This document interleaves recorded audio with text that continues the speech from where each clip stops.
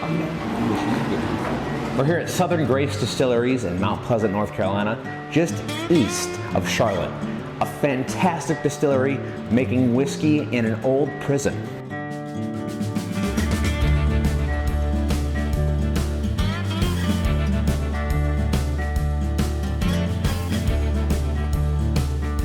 Built in 1929, was the original prison dorm on the property. Housed 200 inmates. Now it houses about 750 barrels of aging conviction bourbon.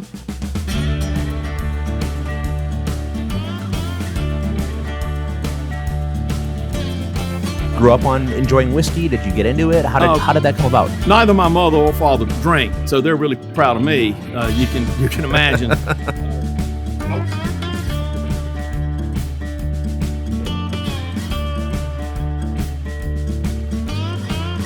No, we did resource almost all the wood was used. These are inmate numbers. Used to the little holes where they had their hooks and where they would hang their earmuffs, gloves, jackets when they would come in.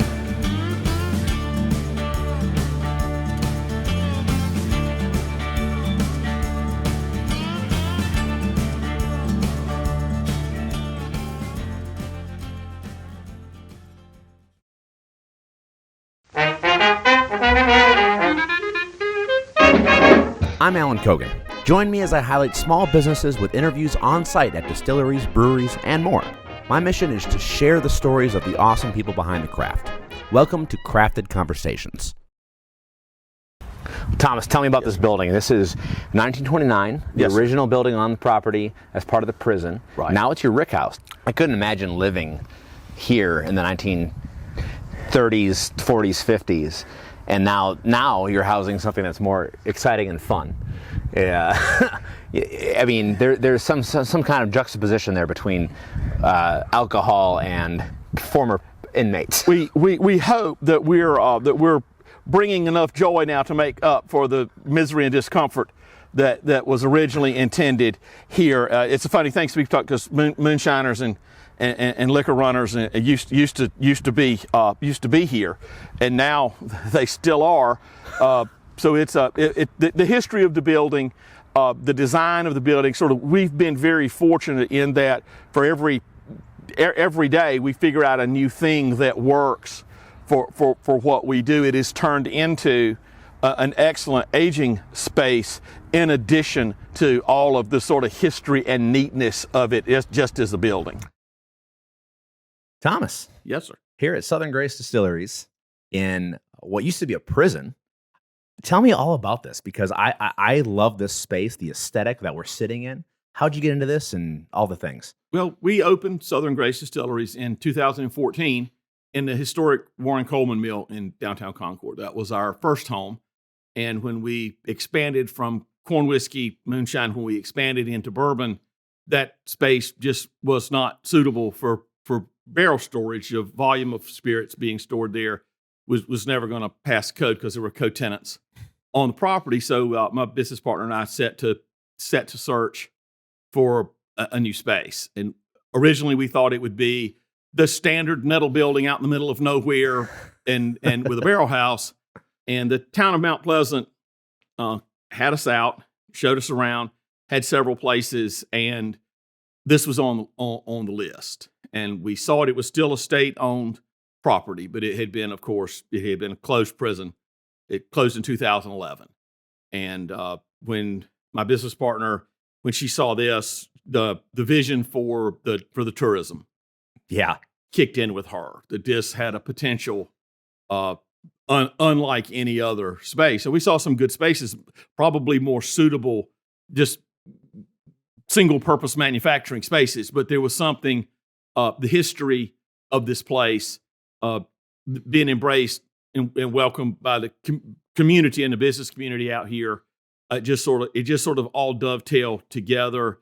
Our landlord is a local property owner who has become the chairman of our company, Dr. Allan Dobson. So we have we have support on that level, which for all the fun and all the ghosts and all the booze, the business matters. Yeah. And we have him for some leadership and mentorship. Yep. And property management, where his expertise is.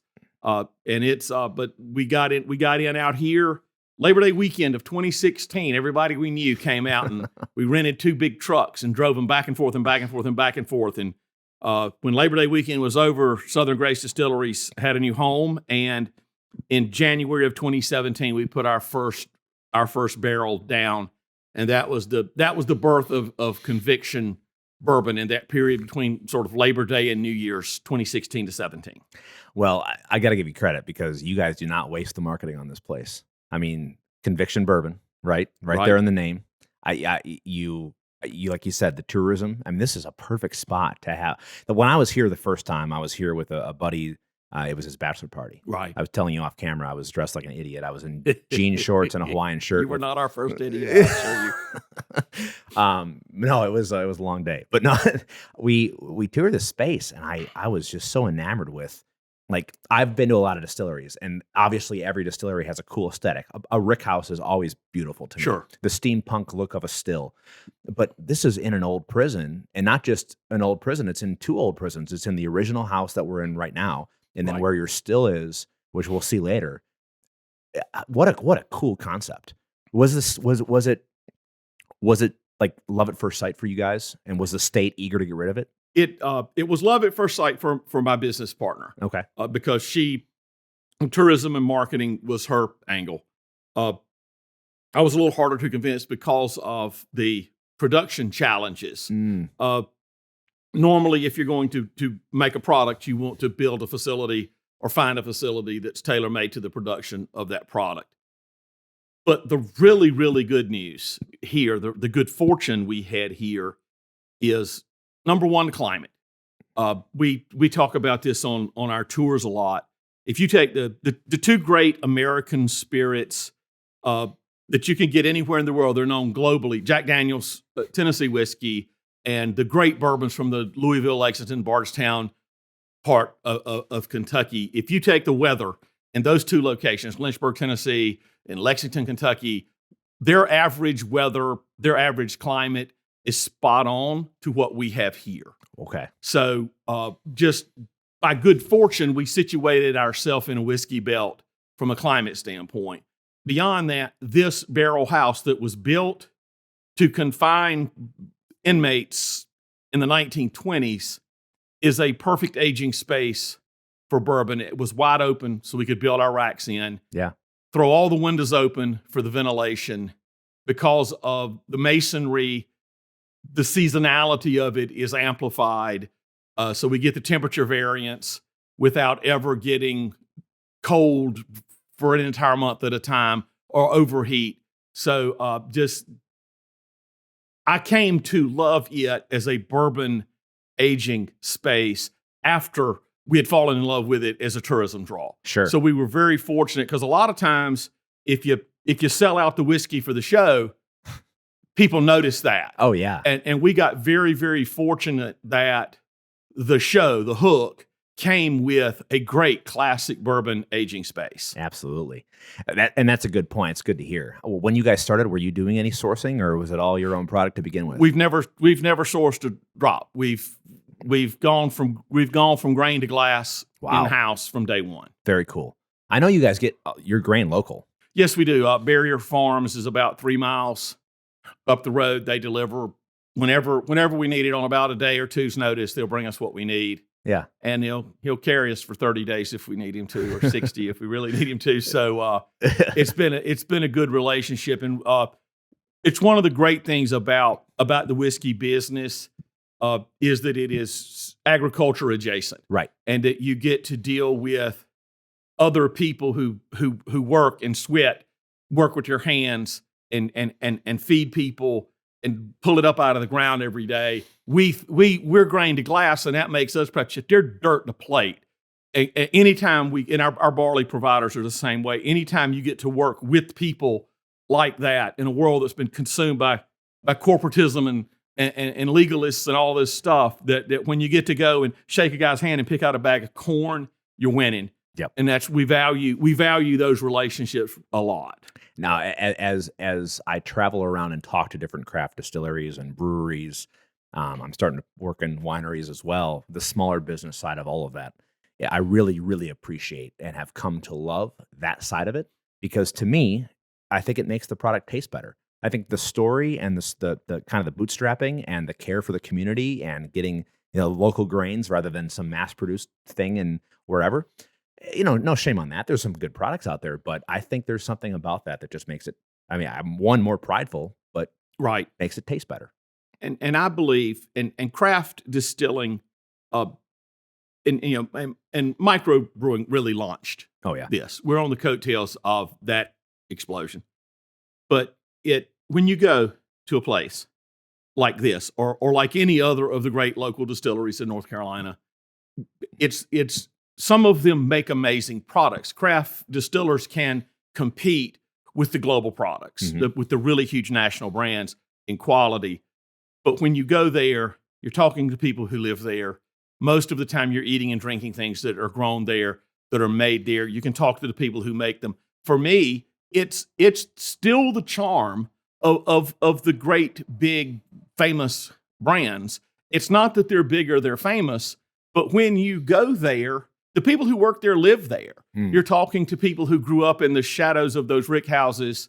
To me, that's the value of Buffalo Trace, the value of their brand. They make great bourbon. And when you go there, you don't deal with this international corporate monolith. Right. You deal with people who live and work and raise their families there. Right. And every distillery you go to, sort of the smaller they are, the more direct that contact is. Exactly. Well, and case in point, I'm sitting down with the owner of this place, right? I'm one of the founding partners, and we've got shareholders, and I've got a board. It's not like it's my, not like it's my little store, but yes, and I'm proud of that. But I'm also proud of the people I work with and work for. So it's it takes a village and a bank and a landlord and 2 accountants, and in addition to the rest of it, and just a few less PowerPoints than Buffalo Trace. It just it's just. Yes, I would trade balance sheets with any of them, but I would not trade my team for any of them.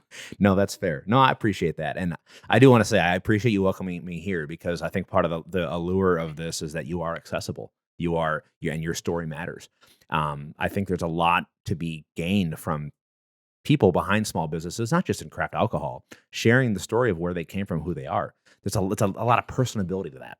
So I appreciate this. Thank you. You're very welcome. And I do think we should cheers to your awesome hard work. We're gonna start with our first product. Okay, it's our most awarded product, and it's the mother sauce for everything else we do. It's our Sundog 130, traditional North Carolina high proof corn whiskey. Okay, and I know that you're a fan of such, so I don't have to warn you or talk you through it, but it's I tell people this about bourbon all the time.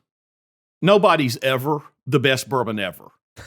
There's right. Our bourbon's great. Other people's bourbons are great too. Yeah. We want to be one of the bourbons that people enjoy.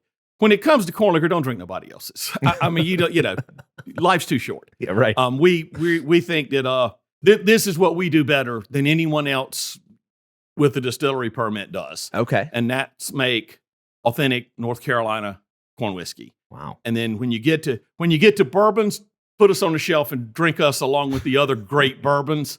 But this one, I think this one stands out in its class. Okay. And you've had some, so you'll know. Oh, yeah. Cheers, my friend. Cheers. Thank you for being here. Of course. Oh, man. We were just talking about this off camera, the tequila notice. I love that. This is 100% corn? It is 88-12. We have 1 grain bill. 88 corn, 12% malted barley.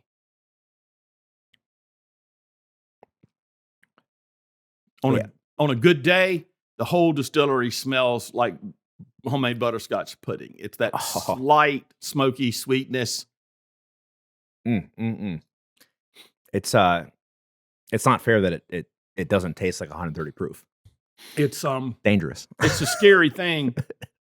And even when you deep nose this, it acts like it's a 90 proof. Yeah. It's a very clean distillate. And that is one thing I will say for with craft distilling, probably not everyone takes advantage of it, but you have the opportunity to individually inspect and judge every gallon of spirit in a way that somebody doing 1,000 or 10,000 times the production run simply can't do.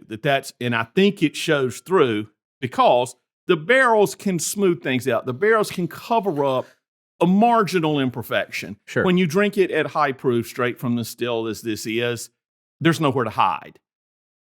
And that's where you can really tell.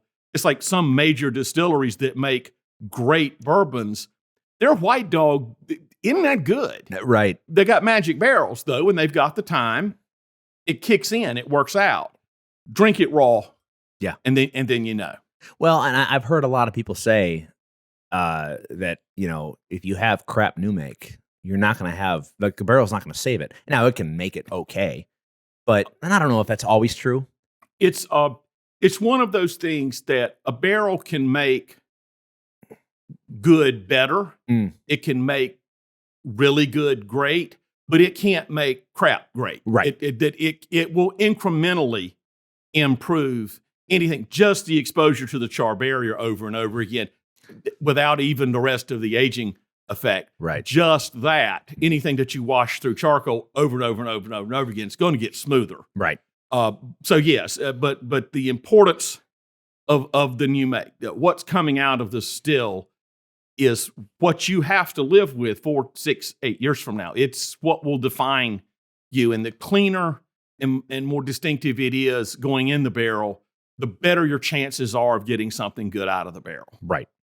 So this is 8812. Is this the exact same juice you're putting in for the rest of the bourbons, or is this just for new make specifically because this is a product that you love? This is at 130. And it has very little water in it. We blend it across proof points so that we start at 155, 158, and we run it down to about 110, 115. Sure. We blend this product out of the multiple proofed cans that we have. Gotcha. Before it goes in the barrel, except for the Founder's Reserve, which is a higher proof, everything that we do goes in the barrel at 105. So we would go from this 130 sort of blended still run, we would add water. Okay. To bring it down to 105, because we never add water after it comes out of the barrel. Right. Everything we do is unfiltered and uncut. 131 proof bourbon is a joy for some of us. It's not for everyone. Right. We wanted to hit a point where it could be cask strength and still be accessible to a wide range of bourbon drinkers. We wanted it to be substantial and dynamic enough so experienced bourbon drinkers could enjoy it, but we also didn't want it to be off-putting to people who like lighter spirits or who aren't really experienced veteran bourbon drinkers. Have you ever heard the term proofhead? I have not. So and I apologize for this, I'm biased. I'm originally from Milwaukee, Wisconsin. So my favorite distillery is, of course, in my hometown. Great Lakes Distillery, Nate Newbrow, good friend of mine. Whenever I'm in town, I get treated, and they have some great products.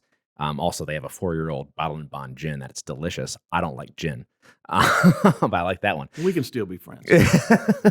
But no, we had a conversation when I first started the show years ago, and he was telling me about how that there's this like up and coming younger generation of kids who are into the bourbon thing and doing the collecting, and they are proof heads. All they want is over strength whiskey. Right. And like 90 proof isn't selling anymore like it used to. It's all at least in the 110 proof ish range, and it's also rare. And it's everyone does the marketing, and I never heard that term before. And I told him, like, on camera, I'm like, I'm a proof head. I think alcohol is a vehicle for flavor. Right. Now, if I want to water it down in my glass myself, I will do that.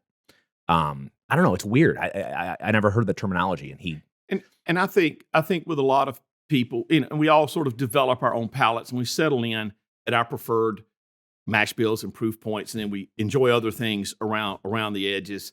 For me, the target for conviction was that it would come out at a proof such that if you like your whiskey neat, If that's just how you want your bourbon, is just as if you had stuck a straw in a barrel. That's what conviction is. Sure. But if you like an old fashioned or a Manhattan, if you like a classic spirit forward bourbon cocktail,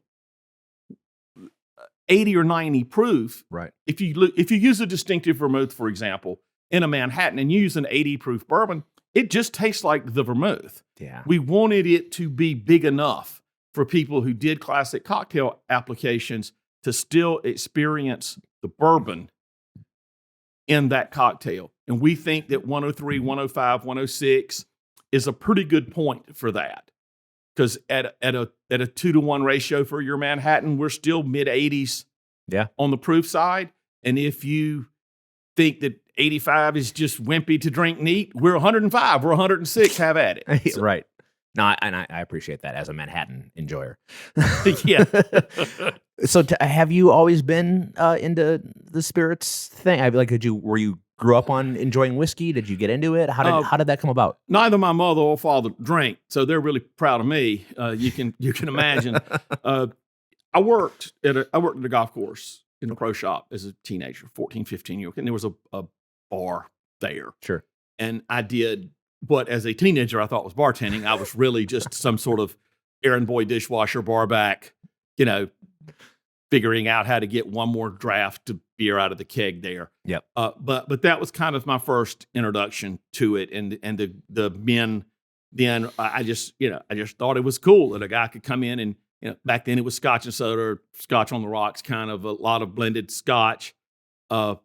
Most of the bourbons were, the fancier stuff wasn't around then, but Evan Williams Black Label, that kind of sort of raw but really good bourbon, and I just kind of stayed in the trade off and on my whole life. It's everybody needs a gypsy skill. You need something you can do without needing a bunch of tools and stuff. And kitchen, bar, food and bev was always mine. Yeah. And I've worked in every possible kind of bar configuration you can imagine. So one of the places I worked in Asheville years ago, the owner would bring in the reps to do. It was my first real experience with wine tastings and with whiskey tastings. They would bring it because I was just a drinker, I'm off work. There's a glass in my hand. But it was this sort of presentation of spirit, conversations around spirit, around age, around proof, around mash bill. Sort of was my first. And at the same time, I knew guys who were making moonshine in woods, Head Liquor Camp up Maggie Valley. So I've got this sort of foot in both worlds, where these guys are out in the woods making a distilled spirit, and then people are coming in and doing these really nice tastings based on the same thing. This moonshine made in a bucket in the woods in the right environment with time and proper care becomes these $100, $200 a bottle spirits. Right. Whether it's Scotch, whether it's bourbon, whatever it is, it's grain and it's hot water and it's yeast, and then it's wood, and then it's magic. And I kind of made that connection because I was kind of dabbling a little bit in both worlds, and it just sort of, that I wanted to be a part of that connection in some way. Yeah. And this place has allowed me to do that. Very cool. Very cool. I've often talked with friends, including Andrew, who's my on-site producer today, about opening up a distillery. And one of the things that always makes it so daunting to me is all the stuff you just don't know when it comes to opening in the alcohol business. Tell me about that process. How much of that was a barrier to entry? Were you ever hesitant, or was it like, nope, North Carolina is helpful and they want us to open up? Whether the whiskey business is fraught. It's fraught regulatorily. Most of the rules around responsible service, proper, safe manufacturing are really good rules. Yeah. So some rules just exist for rules' sake, and I think they're ridiculous, but we have to follow them. Regulatorily, I was not that concerned. because every business, I've been in a restaurant business, you get inspected all the time. I mean, if you're going to do something that's a consumable good and charge people money for it, you owe them a standard. Right. And for better or worse, the state is the mechanism we have to enforce that standard. Right. We're not one of those distilleries that's in a constant state of rage with the ABC system. The ABC system, it is what it is.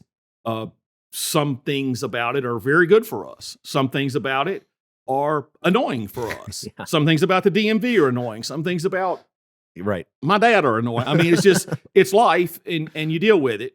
But we weren't in any way, and we'd both worked in the federal government. So dense, pointless, onerous bureaucracy was kind of our daily lives. When we got into the liquor business, we actually had to fill out fewer forms and have less accountability than we did in our old life. So it was a bit of a break in that. We were sort of braced for whatever the forms are, we'll fill them out. And that was once you commit to that, worrying about it's pointless. As someone who's been in the military and also worked on federal contracts, that sounds refreshing.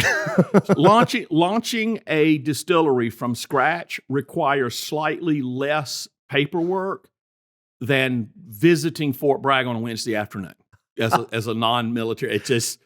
It's about the same 6 or 8 week process to get the form filled out. That's hilarious. God. Hey y'all, Allan Cogan here with Crafted Conversations. If you want to support the show and the mission of sharing the stories of craft, head over to buymeacoffee.com/craftedcombos. I'd really appreciate throwing a couple bucks my way to help me pay for travel, the equipment that I use, the time that I spend editing, all the software that I use. I really appreciate any support you can give me. And if you can't afford a couple bucks, at least give me some feedback or go over to your YouTube and subscribe or follow us on Spotify. Anything helps to make sure that we share the story of craft and give these small business owners a little limelight and get them out on a platform that really showcases what they're doing. I can't do this without you guys or your support, so I would really appreciate you pitching in and helping out. So I'll see you out there, and I really appreciate it. Cheers. All right.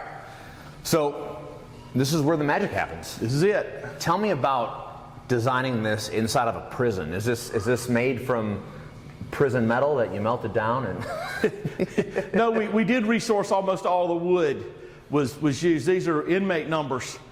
The little holes were where they had their hooks and where they would hang their earmuffs, gloves, jackets when they would come in off a road or off a work detail.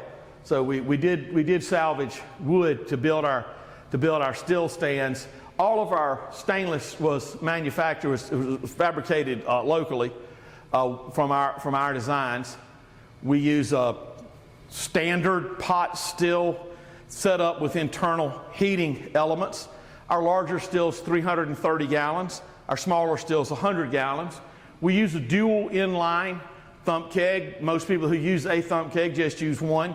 I prefer two. I'd never run a liquor without two. Again, and then our condensers have the traditional copper worm like we've all seen in TV shows and movies. It is about as rudimentary as it can be. It is simple, it is effective. And here at the Distiller's Parrot is where a distiller sits and evaluates every gallon of spirit as it comes through the system. And from here, it will go into a larger storage can, and from there, it will go into the product line. How much of this was a learned process for you? Did you come with a plan, and was it trial and error? Did you have an older system before this one? The 100 gallon still, the smaller still, was our moonshine still in our other facility. When we came here, in addition to bourbon storage, to fill the barrels, you can't just do 100 gallons, at a time. Right. So we kept the old still, and brought in the larger system. For us, the real trick in this room, number one, is quality control at the Parrot. We make 4 cuts We only put the hearts in our products, of course. The real dialing in process comes in both temperature management and proof management. By rule, whiskey must be distilled at less than 160 proof. So whatever plates, whatever copper, whatever setup you have, thump kegs, your point proof, your proof point of your mash, the tails that you put in the thumb kegs, all of that must come out to a process that your run starts at 159 proof. Because if you're distilling at 164, 165, 166, you cannot sell it as whiskey. Right. So that was the real thing that we had to sort of, because we could probably push another 5 or 6 proof points out of a run at the start of the run, but that's not the product we make. Right. Whereas vodka, you have to push a certain proof on the high side. In the whiskey business, you have to stay below a proof point. So we took some copper, we took one of our Christmas trees out, restructured it, changed the configuration inside the thump keg so that the amount of reflux and redistillation that we were getting on that pass with our mash proof point and the average proof point of our faints cans, at the end of the day, we were at below 160 proof. So that took a little bit of tweaking that system internally. Sure. But otherwise, it's a standard pot still. As temperature rises, vapor rises. The pressure of the vapor and the warmth pushes it through the system until it cools here and condenses here. We monitor the temperature at 4 points. We constantly monitor the proof through the run. So at any point, you have time, you know how long you've been here. You've got your 4 temperature points and you've got your proof point. All of that informs the decision that you make about the cuts. It really sort of tells you, okay, we're creeping up on a cut. Yeah. Of the 1,000 times we've done this, it's time to really hone in. Yeah. And that's why we catch it 1 gallon at a time. That way, if halfway or 3/4 of the way through the gallon, the run turns and it's time to make a cut, that whole gallon is redistilled and the run's over. Cool. Very cool. I love that you were a part of the process of designing and building and doing the things. I know you have a master distiller. Yes. How often are you here with him or doing your own thing sometimes, or are you kind of hands off and doing the spreadsheets? I told somebody asked me about that very thing. It was a young person who wanted to get in the industry. And I said, go to work for somebody, because you'll get to do what you love to do, which is make liquor and make sure it's good. Once your name's on the letterhead, you don't get to do that anymore. We have 2 distillers. Marty he's become our lead distiller, and Sebastian is our supervising master distiller. I am here 4 days a week. They're here overlapping. There's somebody here all the time. The one thing that we do is at least 2 people will judge a can before it leaves this room. Those 2 people are usually Marty and Sebastian. Nothing leaves this room that Sebastian hasn't signed off on. And I also participate in that process. I will come in, I will randomly nose and taste cans. So we really sort of mother hen this stuff. And not just one person and not just 2 people. There's a lot of that. And what's funny is the tour guide will say, man, what's going on with distillation? It smells really good today. The smell wasn't as good as it was yesterday. That lets me know I need to go down there and figure out what's going on. Right. So it's, again, like everything else we do, it's a team effort, but no one person moves spirit from any outside of this room until 2 or 3 people have said it's ready to go. Great. Very cool. It's all about that TLC. I appreciate that you're so involved as you are. And it's not 48 hours goes by that I don't have a conversation with Sebastian about the still runs. And as long as the news is good, the news is good. Right. I don't worry about it. If he says it's good, he knows it's good. Yep. If he starts, hemming and hawing and pawing, I'm like, okay, let's go look at it. Right. Same way with fermentation. If Taylor's in a good mood and he says everything's great, I trust them that I don't have to check behind them all the time. Right. If it's less than that, then we go put our hands in it and fix it. Right. Very cool. Well, should we move on? We got your bourbon next. Sure. So tell me about this one. This is our flagship product, Conviction Straight Bourbon Whiskey. If you don't mind, I'm going to read, and I don't see very well, so I may do something. No, you're fine. I read like this. My arms aren't long enough. It's 106.2 proof. It's 6 years old. We did this as a single barrel pick for the holidays this year. 4 times a year, we do customer pick panels. This was one that we did largely with our shareholders and our board. 4 other times a year, we just had one the other night. We bring in 20 customers. We have 4 samples. They pick the next seasonal release. I'm a big believer. I think that expertise is diffuse. I think that people besides myself and my staff know things. I think that your opinion may actually be as valid as mine on any given day, and we try to we try to do that, because when you do something for a living, you talked about being a proof head. You want older, you want higher proof, you want weird, you want different. Yeah. What most people want is what most people want. Yeah. And it's not those things. Right. So it's very beneficial for us, whether it's a staff-wide tasting, whether it's shareholder tasting, whether it's public tasting, is that we get feedback and input and then act on that feed. Nothing's more frustrating than asking somebody's opinion and then walking away from it. We let them pick it. They voted, they picked one. It wasn't the one I would have picked. We're going to bottle the one they picked because that's what they were there to do. Sure. This is 6 years old. It was our holiday release. Everything we do in our Conviction line is single barrel, uncut, unfiltered. This was a little over 6 years old, and it's a pretty good representation of the standard bourbon profile of our high corn profile at this age. We're learning all the time because our bourbon is just now getting 5 and then 6 and then 7. So we're kind of learning as we go. But this, I think it's really good. I hope you enjoy it. Let me know what you think. Yeah, for sure. Cheers.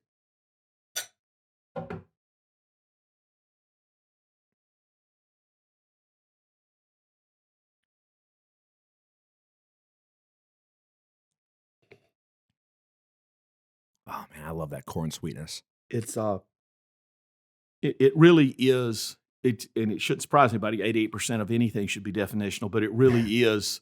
It really is definitional to the profile. What I love about, and this is true of many bourbons, what I love about this is that light corn syrup from the moonshine is now transitioning into toffees and caramels. The wood is maturing. The sugar notes. We talk about mid-tier sugars. You start light with table sugar cube, kind of sweet. It kind of hurts your fillings in your teeth. Nobody really wants that in a liquor drink. All the way down to what's molasses that's so sweet it's almost sulfuric. And in that wide range, ours are the mid-tier brown sweets. A really good expression of Conviction will be toffee, will be caramel, will be light brown sugar to dark brown sugar, as long as we're resting in there. And we don't really quibble over the differences. What you think is toffee, I may think is caramel. Those are silly. It's a personal thing. I never tell anybody. I don't have any idea what you're tasting or smelling. I'll let you tell me that. But that's kind of what our expectation. The one thing that we kind of insist on when we compare barrels to bottle is we want, number one, the nose. Right. A bad nose is disqualifying at our level. Some whiskeys, it's okay because they have the brand recognition, they have a following, and people know, oh, it's kind of hard and funky on the nose, but if you fight your way through it, it's great. Right. We're not in a position to ask people to fight your way through it. No. If it smells bad, they're probably not going to drink it. Yeah. So the nose has to be, I tell everybody all the time, the nose should make your mouth water and make you want to drink it. The draw should make you want to drink it again. But for us, what we look for on the opening palate is we want that to be where the sweets present. We want it to be sticky and syrupy on the front because that draws you in. Yeah. And then the mids, we kind of know what our mid's going to be. It's going to be in the baking spice. It may be vanilla, it may be cinnamon, it may be clove, it may be mace. We get those sort of mingled in different. Then the finish can kind of do what it wants to do. The worst finish is no finish. If it gets thin early, it's not fun for anybody. And also, if the finish is kind of off, you want the last sip to be fun for people. And then that draw across your residual palate. To me, if I enjoy the nose and I enjoy the draw, that's a full tasting experience. I'm enjoying it when it's not in my mouth. Right. And that's really, and I'm not necessarily applying this to any and everything you drink, but as a comparative tasting, those are really, you see real people with real experience judging whiskeys. They will spend much more time nosing them than they do tasting them. It's right. that is really where you find the essence of them for evaluation purposes. Right. Yeah, that mouthfeel that just lingers in your tongue afterwards is really phenomenal. And one of the things that I'm getting past the sweetness of caramel toffee, I'm getting a slight anise note. Yes. But I'm also getting a lot of leather.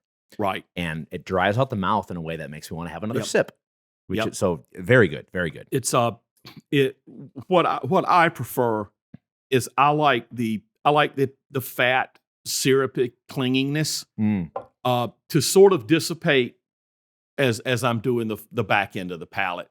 And I want that draw to be clean. I want it to have flavor notes. I want to taste it, but I don't really want it to be real slick at fatty.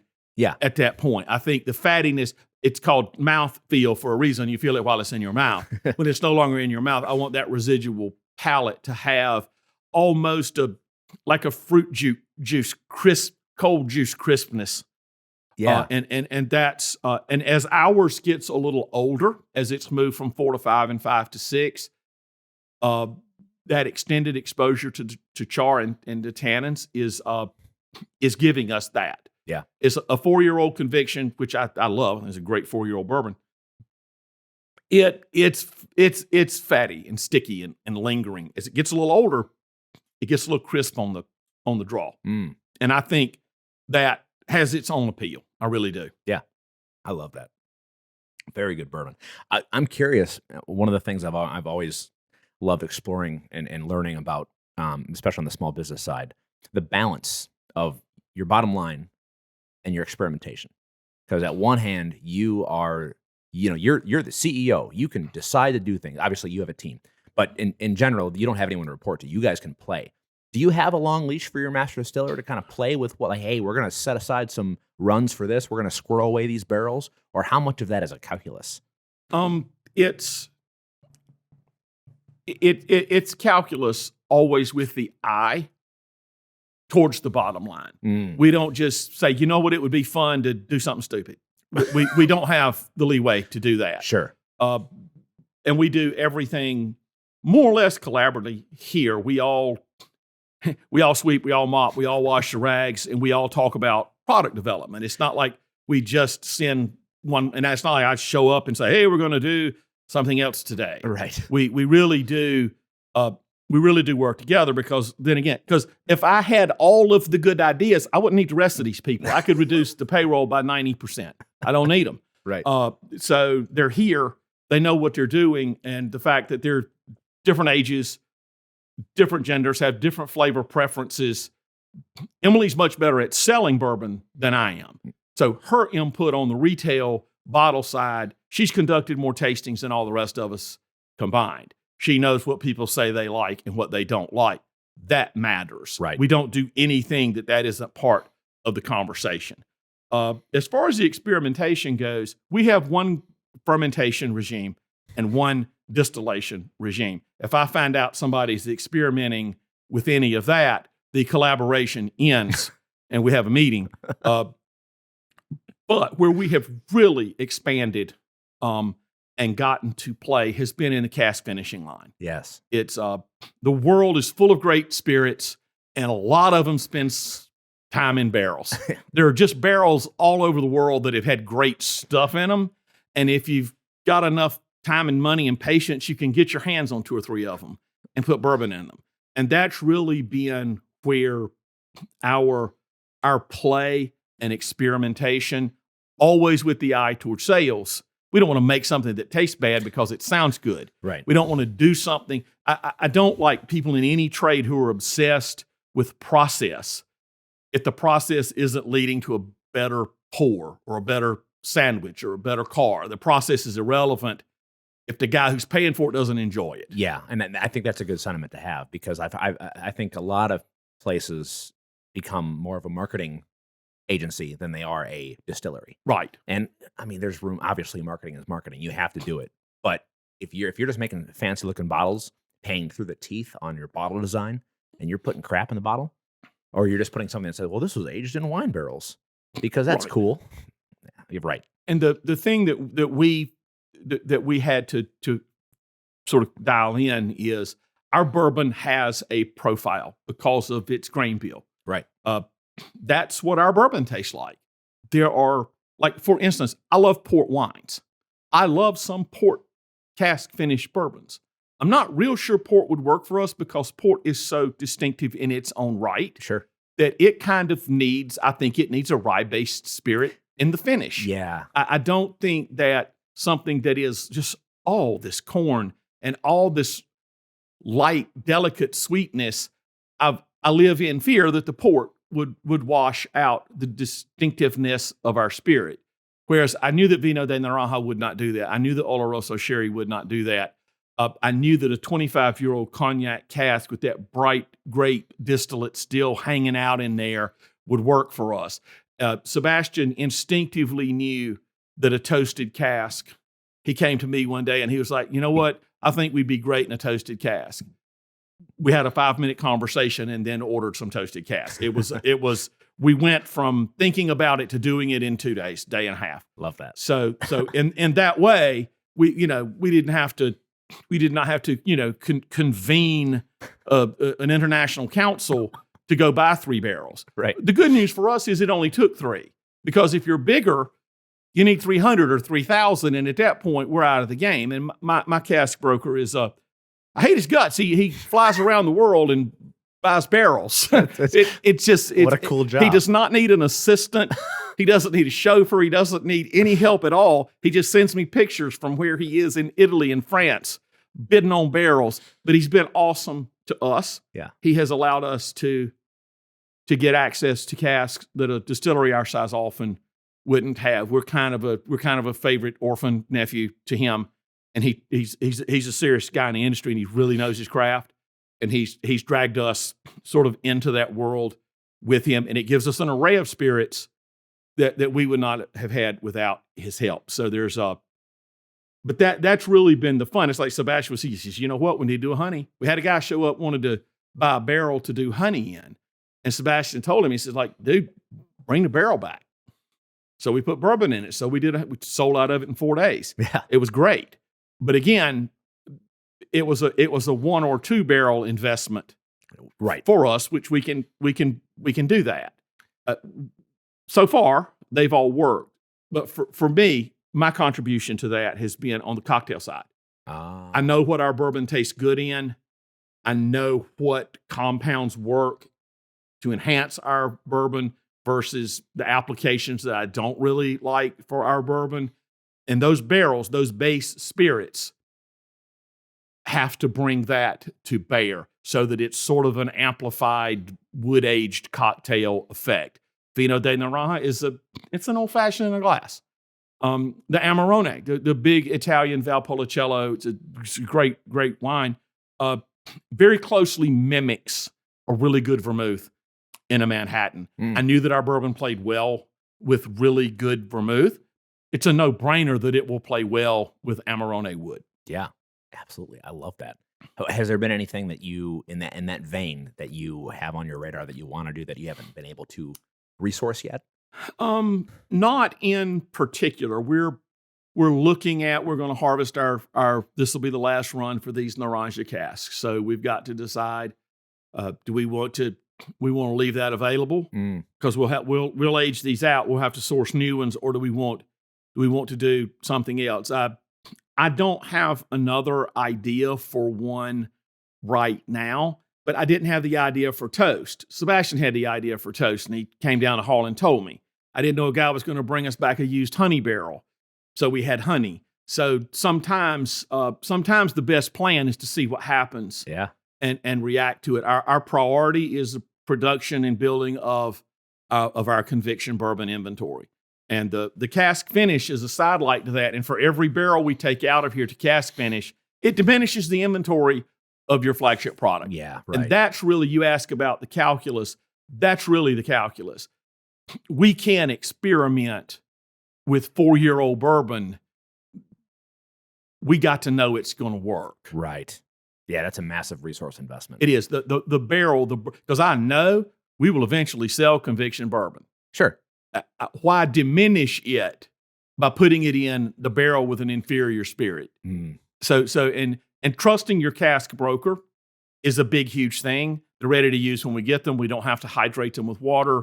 We don't have to put wax all over it. We're not getting dried out buckets. Yeah. So I know I'm getting a high grade cask for the finishing line because he understands that 70 or 80 gallons of conviction bourbon ain't worth my job. I mean, so he takes care of us on that end, and it helps to it helps us be confident when we decide on a flavor profile enhancement through cask treatment.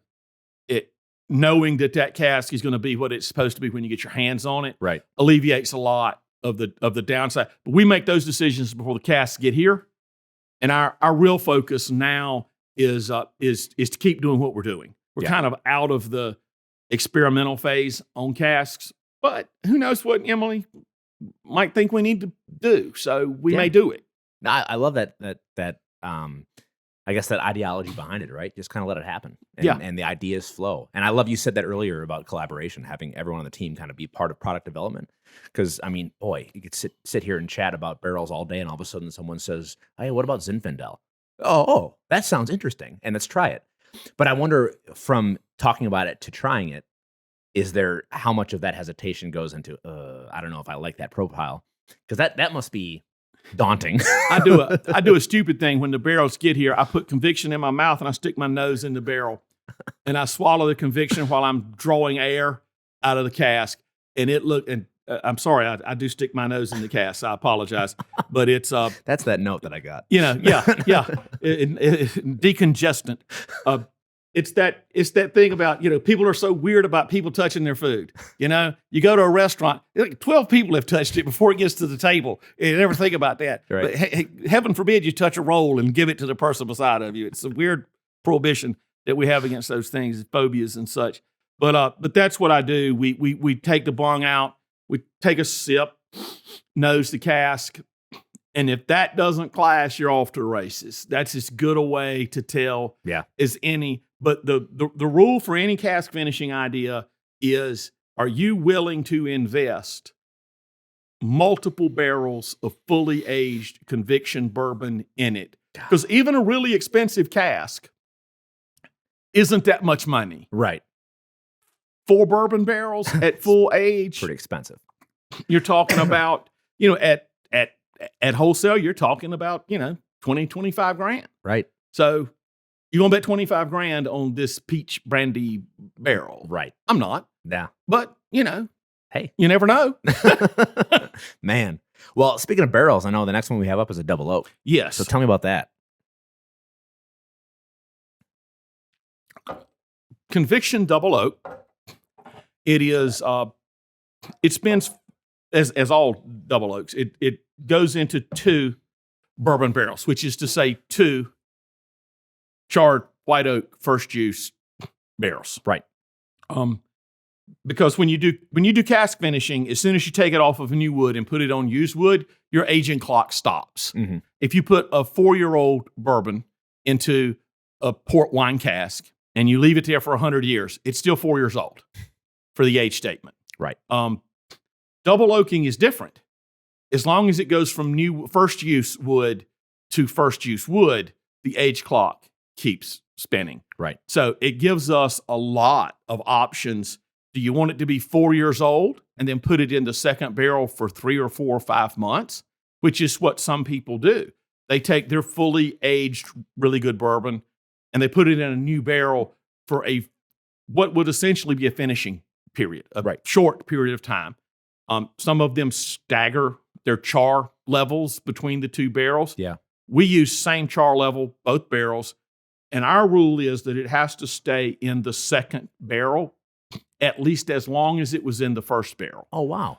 And it's different than a lot of people do it. We're not trying to do a char barrel finish. Sure. We're trying to age in both barrels. Aging is a dilutive process. Year 1 and year 2 are bigger than year 5 and year 6. What we want to get is year 1, year 2. And instead of going 3 and 4, we want to go back year 1, year 2. We want to amplify the early years while still giving the spirit more years. Okay. To me, and I love the smell of a charred barrel, to me, a freshly charred barrel, it's a fairly acrid environment. It's been set on fire, then it's closed up, it's ashy, it's sooty, it's beautiful, but it's also, it's like licking an ashtray in its raw state.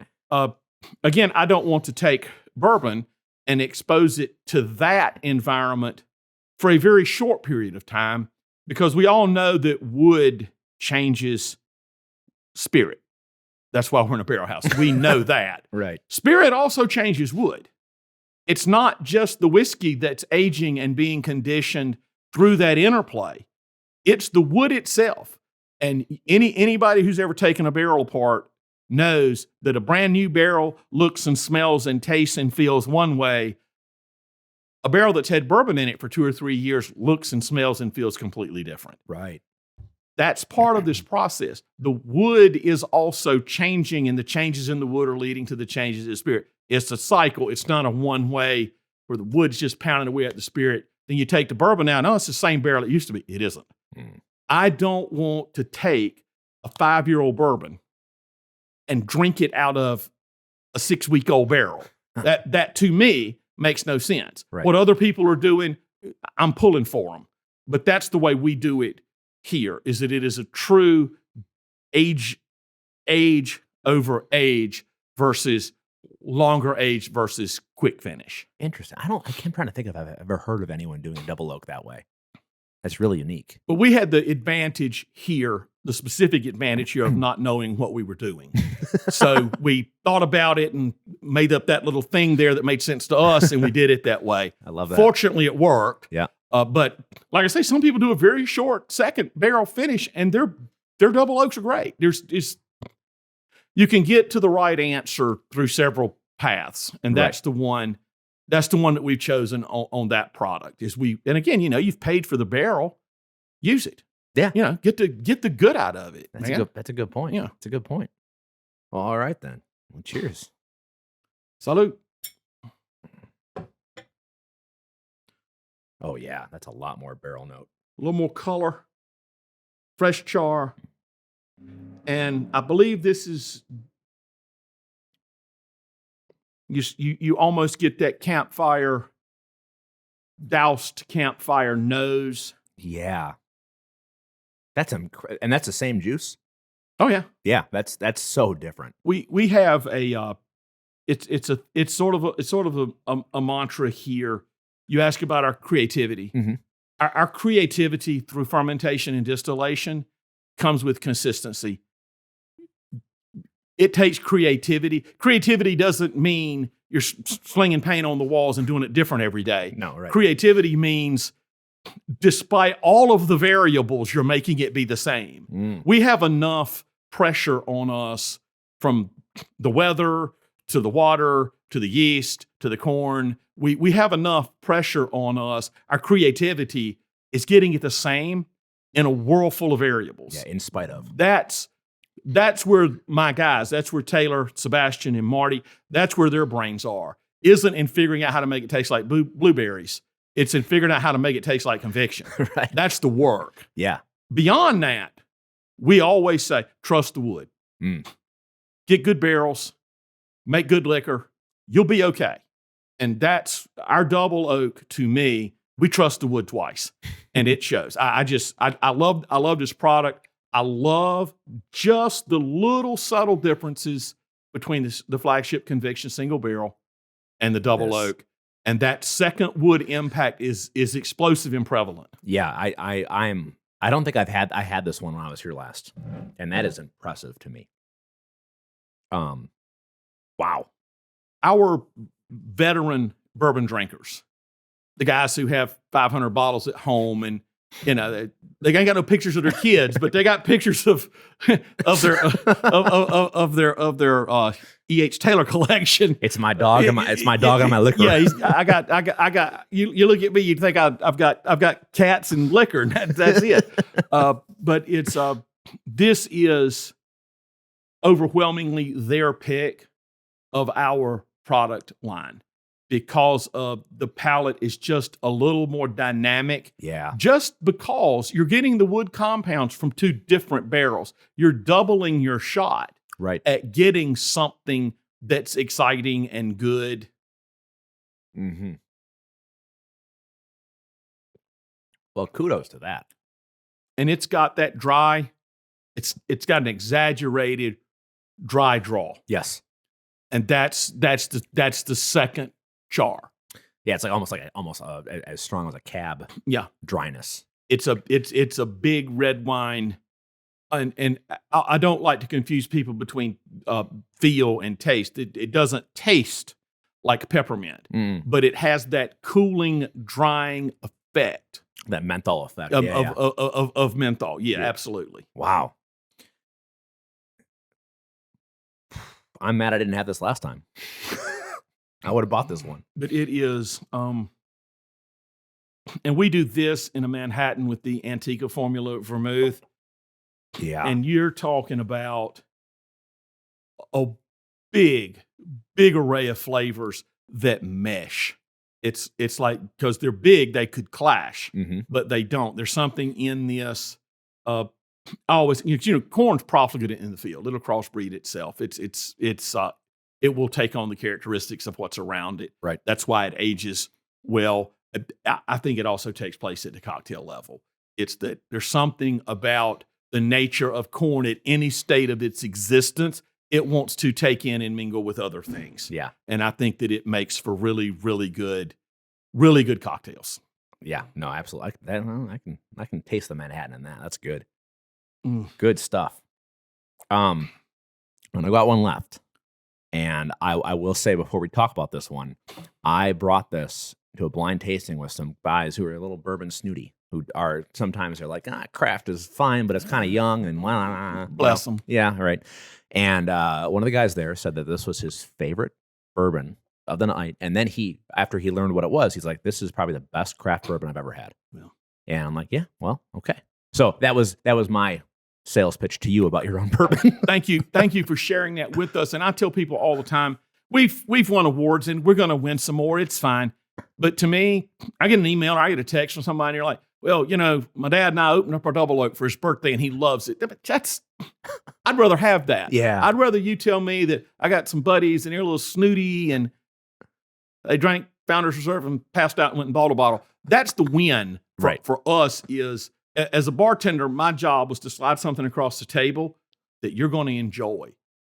That's still my job. Yeah. Is that when you go somewhere, and I don't care if it's a $40 bottle or a $100 bottle, and you sit down with your friends and you have a drink of it, you got value, that you enjoyed it.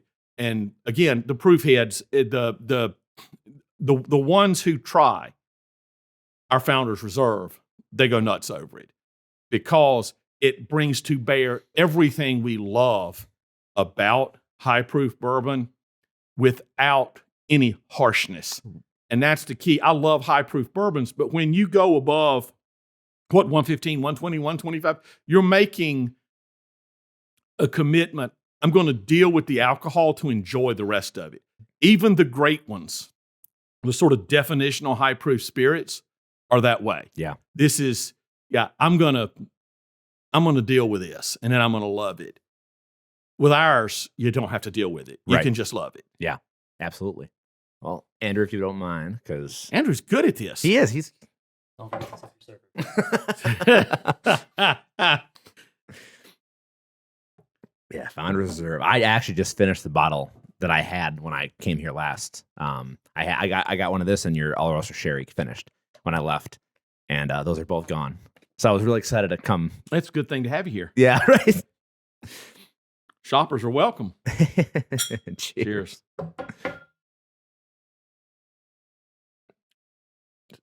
Something that we do in our guided tastings is we work on how to take a nose on a spirit. Always do one nose above the glass, an initial nose.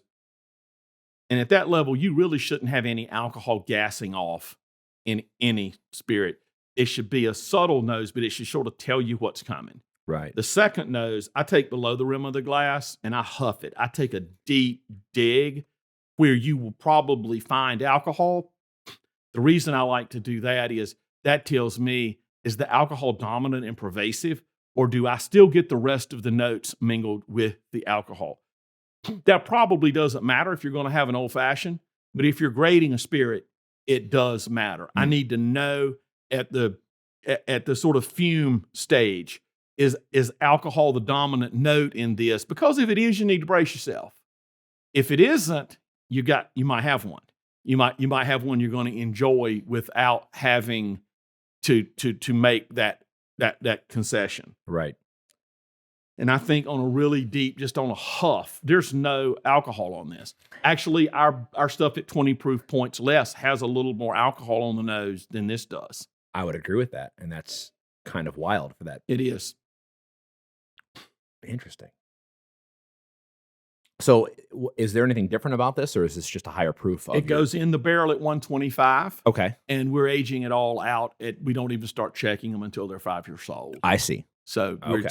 There's no 4.5. There's no 99 proof. But otherwise, it's all the same. Same barrels, same fermentation, same distillation. Gotcha. Different aging space, though.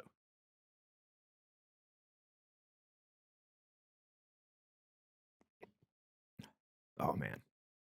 Yep. Now I know why I finished that bottle.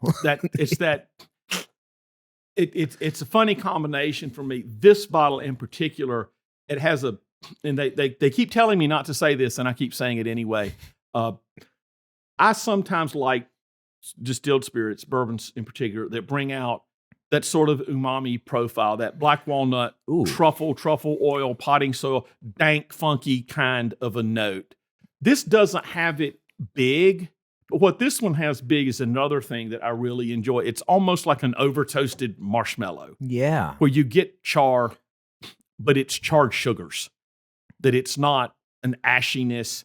It's not acrid. It really is, to me, this particular barrel, it's like the kid that sticks his marshmallow in until it catches on. It's almost that kind of a profile. The savoriness comes from the smoke, from the char. We've had some of these though that are really, it's like black walnut oil kind of depth. Yeah. I will say, yeah, you say umami. I do get a lot of good earthy notes from this. And it's not offensive in any way. No. But yeah, I'm still so drawn on all the ones we've had. Even your new make, to be honest, is that mouthfeel and that draw, that lingering finish is just so good. We talk. It makes me want to keep drinking it, and it's it doesn't hydrate me. We talk about the whiskey trick in our tastings. Alcohol is thinner than water. If we paid any attention in school, we all know that. But a good whiskey in your mouth will feel thicker than water. Nobody ever says, "Oh, this coats like water," even though water's much thicker than alcohol. Right. We say it coats. It's like butter or buttercream or custard. That it's creamy in a way so far beyond its actual density. Right. And that's the fact that your mouth is so engaged.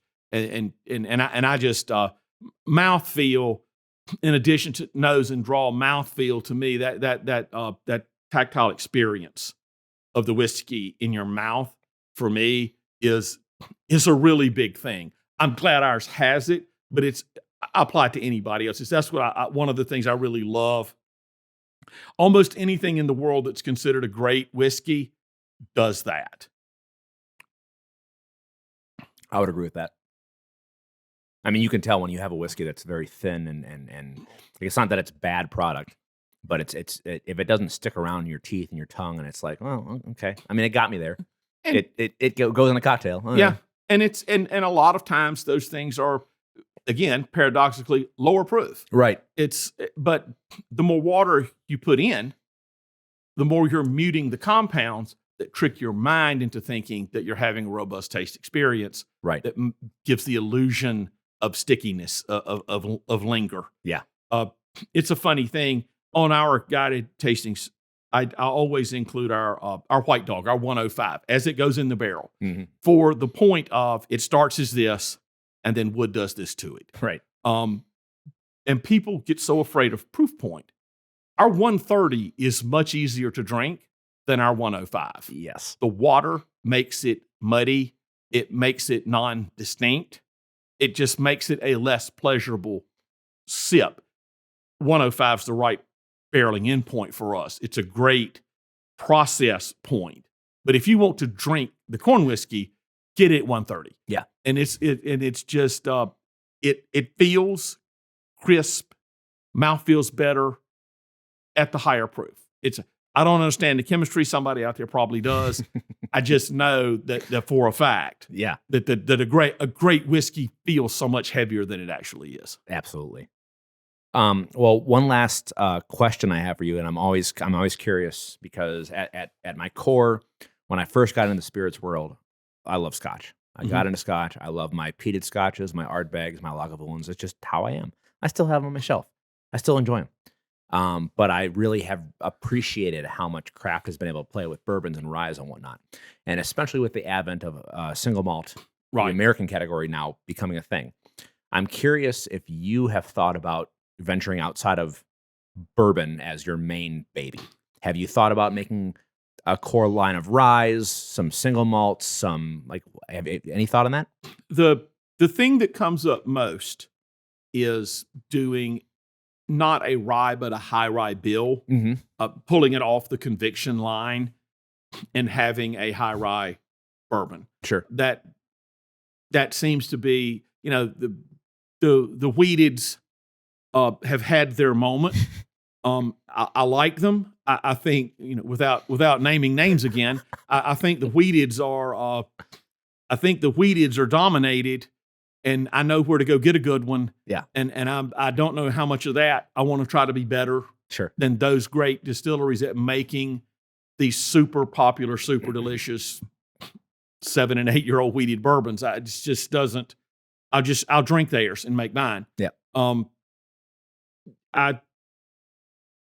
The single malt thing, and there was a time in my life 25 years ago I was a registered global Scotch guide. Scotch was because that nobody really liked Scotch where I worked, and I was willing to take training, and I drank enough Scotch to 3-point turn a battleship in at one point in my life. I don't know. The single malt thing is fascinating to me. The distinction for American distillers to do that.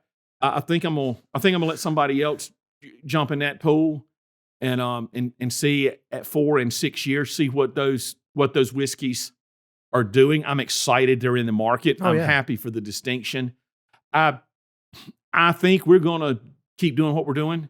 I am interested in doing a high rye.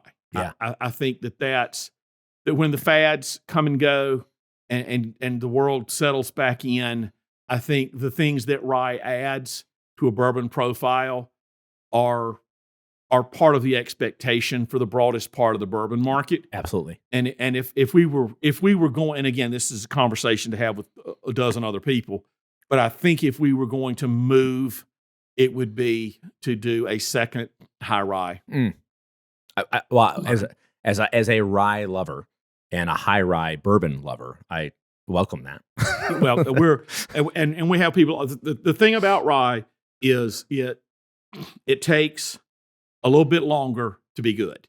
That spice stays green until it goes really, really good. Yes. And I tell people all the time that if you and your your investors and your bank and your landlord and everybody is in a position like ours. If you want to tell them, hey, we're going to make a great high rise and see in 6 years, have at it. Yeah. If you're not in that financial reality, you can't. But that would be, I really do think that, and this is my opinion.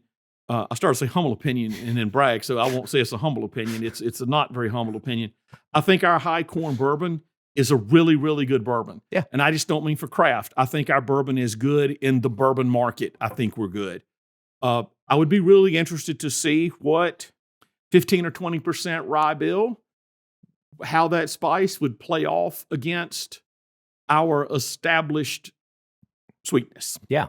And I think it would be good, but I want to keep doing what we're doing. I want to make sure that we're getting conviction right, and then have that conversation. Well, and I appreciate that, because I do think that, especially as the economy behind craft distillers and brewers ebbs and flows and roller coasters around, that I think there are too many people out there who are doing too much for their own good. And I appreciate them exploring and having fun, especially if the resource is cool. But you have it figured out. Keep doing that. And it's not, and I know this is against the current wave, but not everyone doesn't have to do everything. Right. And it's we're not going to make a vodka. People are making good vodkas. There's vodka out there. Probably, not going to make a single malt. Other people are knocking that door down and paying the price. I'll pay retail for theirs and enjoy it. Yeah. But this thing that everybody has to make a gin and a rum and a vodka and a bourbon and another bourbon and a rye and another bourbon. It's just, you can't be good at all that when there ain't but 8 people who work here. Right. There's no group of people that talented. Right. Figure it out and get it right over and over and over and over again, and then find a market for what you do well. Yeah. And we're still in the finding the market stage, but I think my guys have figured out how to do what they do. Yeah. I think that's an awesome way. I mean, you're self-aware, and I appreciate that. And I love your enthusiasm about the product. I can tell you care about it, and you enjoy it, of course. That's probably 90% of the hurdle, right? If I owned a pizza place, I'd weigh 700 pounds, so I went in the liquor business. Well, Thomas, it's been an absolute pleasure to be here with you in this old prison turned distillery. It's such a cool historical area. And I welcome all the products you make and the future ones that you come out. You let me know when that high rye comes out. I'll be here. Thank you so much. I appreciate you being here today. Of course. Come back to see us. Will do. Cheers. Cheers. If you enjoyed this episode, I'd really appreciate a follow and share on social media, subscribe to our YouTube, and be sure to give us a rating and review on your favorite podcast platform. Everything you see and hear is out of pocket for us, including travel.